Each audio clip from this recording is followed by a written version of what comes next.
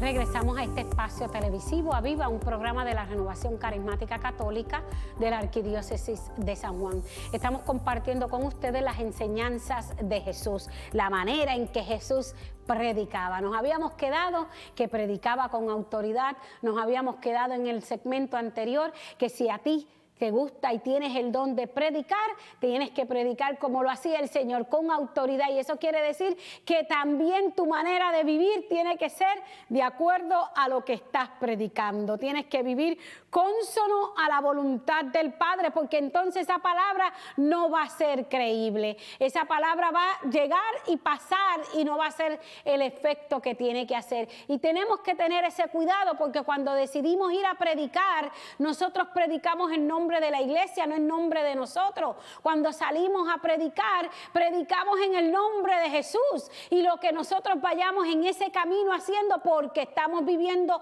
una doble vida, estamos que según nosotros engañando al mundo, pero realmente engañando a Dios. Y hay que tener cuidado, mis hermanos, esto no es un juego. El seguir a Cristo es seguirle en espíritu y en verdad. No puede haber doblez en esto. Sí que nos podemos caer, eso todo lo reconocemos, pero no podemos quedarnos en el piso. Tenemos que tener un corazón contrito y humillado para continuar, una experiencia viva con el Maestro, para poder decirle al mundo entero lo que Dios ha hecho en tu vida, para que de esa forma sí vengan muchos a seguir a ¿quién? A Cristo Jesús, a Él, que es el que ha sido capaz de transformar tu vida y la mía. Y miren cómo era esta enseñanza, que cuando usted va a la palabra dice: había precisamente en su sinagoga un hombre poseído por un espíritu inmundo, dice el evangelista, por un espíritu inmundo. Y ese espíritu inmundo, para el Antiguo Testamento o en el sentido bíblico, significaba todo lo que no es apto para la más mínima relación con Dios, que es puro y santo. Se lo voy a leer otra vez.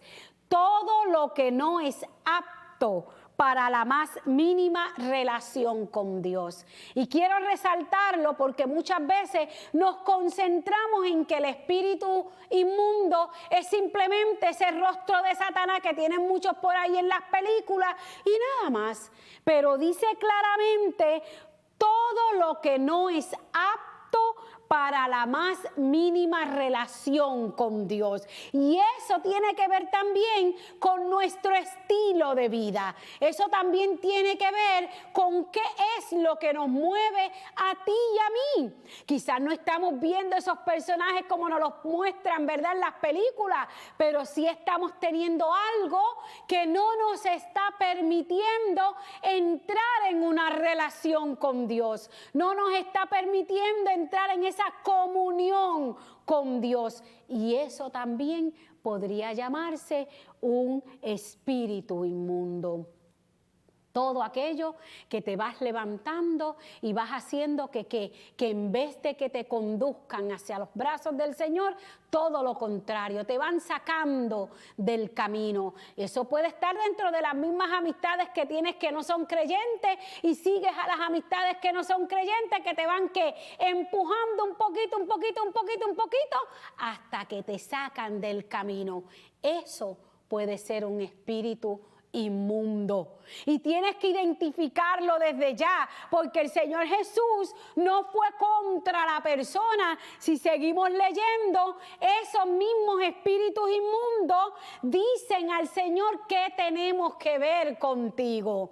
¿Qué tenemos que ver contigo, Jesús de Nazaret? Has venido a destruirnos. Y toda la conversación es con el espíritu inmundo, pero no con la persona que tiene el espíritu inmundo. Y eso hay que saberlo identificar, porque a veces nos puede ocurrir que nosotros caminando con Juan, con Pedro, con cualquiera, y esa persona está hablándonos de una manera diferente, y nosotros ya nos enojamos con esa persona y no sabemos que lo que está hablando es el espíritu inmundo, aquello que no está permitiendo una relación íntima con Dios. Y ahí tendrías que tener esa capacidad, si estás en oración, de identificar ese espíritu inmundo y hacer como hizo el Señor. Salte de ahí con autoridad, porque dice la palabra que el Señor le dijo que se saliera y se salió el espíritu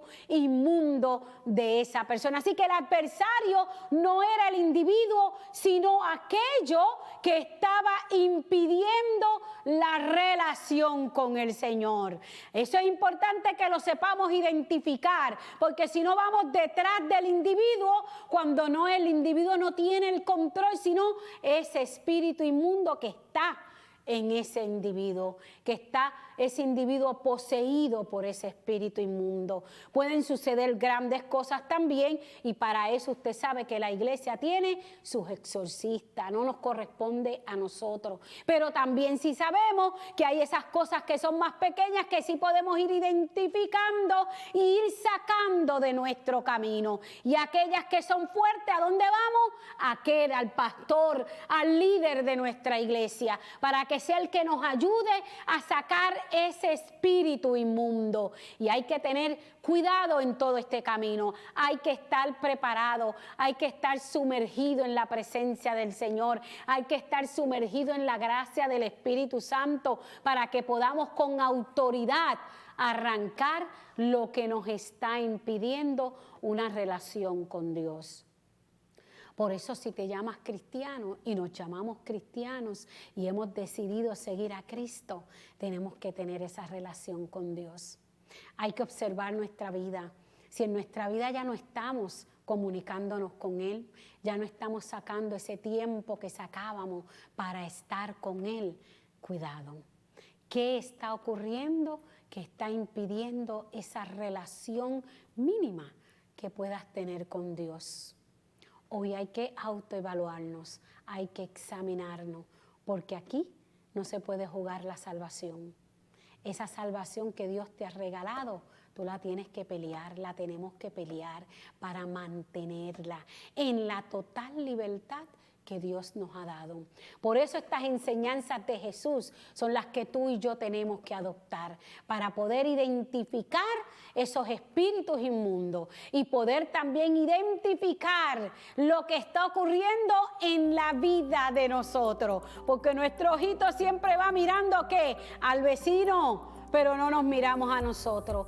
También tenemos que entrar y comenzar a mirarnos a nosotros. Seguimos discutiéndolo en el próximo segmento.